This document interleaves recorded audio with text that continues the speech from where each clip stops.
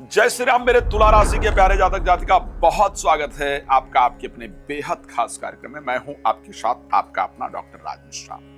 अगर मैं एक शब्द प्रयोग करूं कि ये वो महीना है जब सारा जो ध्यान है आपका वो आपके परिवार की तरफ रहेगा, परिवार के मांगलिक कार्य की तरफ रहेगा और इस महीने आप कुछ नया सीखेंगे, बुद्धि आपकी तेज काम करेगी तो गलत नहीं होगा। चलिए कैसे क्या होगा इस पर बात करें। क्या कहते हैं ग्रह दिसंबर 2025 के लिए? कहते हैं अंत भला तो सब भला। इस पर चर्चा करेंगे, लेकिन आपको सबसे पहले बता देना चाहता हूं कि यदि आप श्री राम कथा, श्रीमद् भागवत कथा, श्री शिव महापुराण की कथा मेरे द्वारा अपने क्षेत्र में कराना चाहते हैं, चाहती हैं, तो उसके लिए आप मेरे साथ संपर्क कर सकते हैं। अगर आप चाहते हैं फ्री में मेरे से बात करना तो रात को 9 बजे, दोपहर को 12 बजे लाइव आता हूं, फ्री होता है।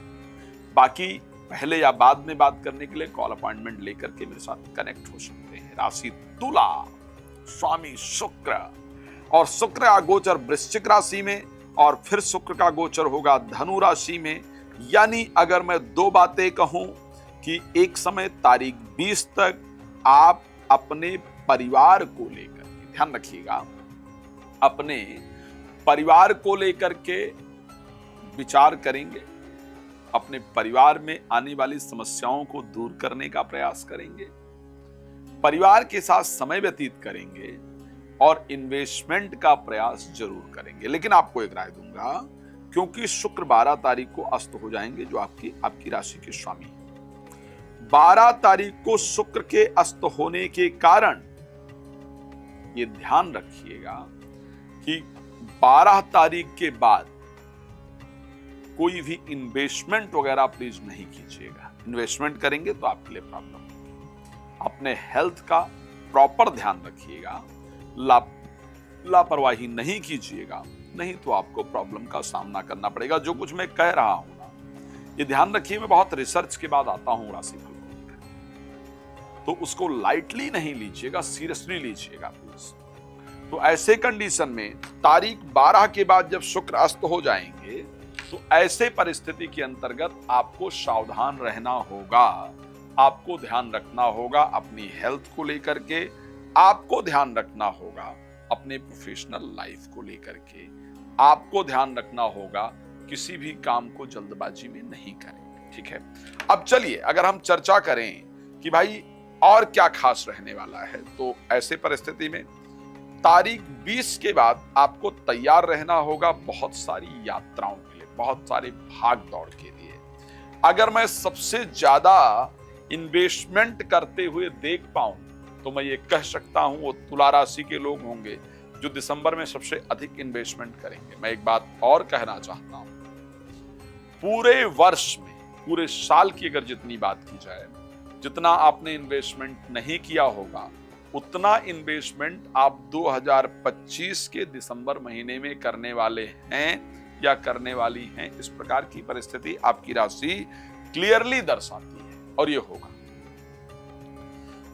यात्राएं 20 तारीख के बाद जो अंत का समय होगा, उस समय पर यात्राएं आपकी बहुत सारी होने वाली हैं। इवन मुझे तो ऐसा भी दिख रहा है शायद 9 वर्ष परिवार के साथ मुश्किल से प्रारंभ हो या फिर अपने घर में मुश्किल से प्रारंभ हो, कहीं और जाकर के 9 वर्ष मनाएं, ये भी परिस्थिति दिखती है।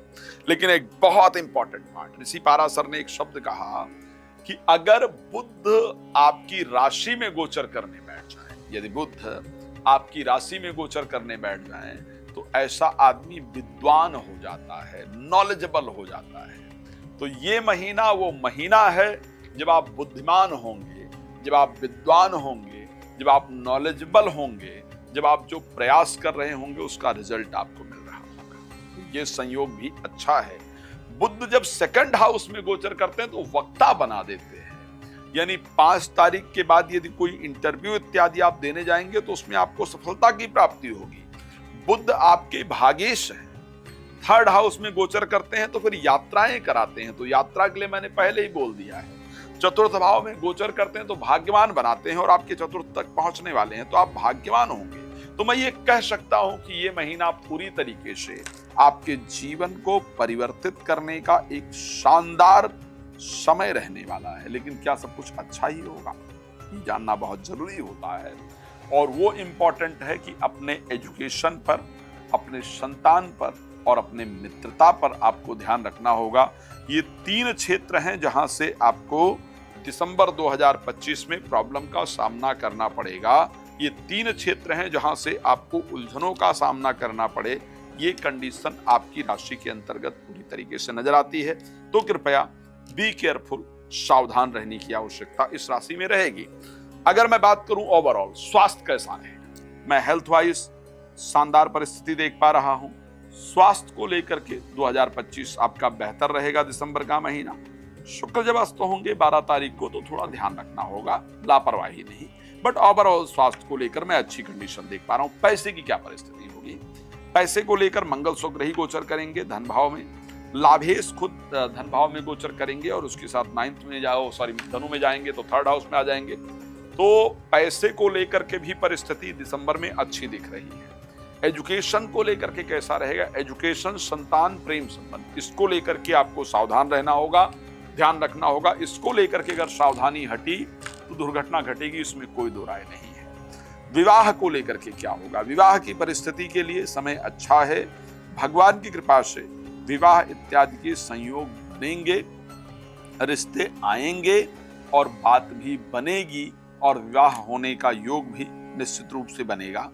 भाग्य साथ देगा। प्रोफेशनल लाइफ को लेकर कैसा रहेगा, तो मैं ये कह सकता हूं कि बुध का आपकी राशि में गोचर करना, 2nd हाउस में गोचर करना और फिर 3rd हाउस में गोचर करना, 3 बार अपने आप को परिवर्तित करना आपके प्रोफेशनल लाइफ के लिए एक बेहतर परिस्थिति को दर्शाता है।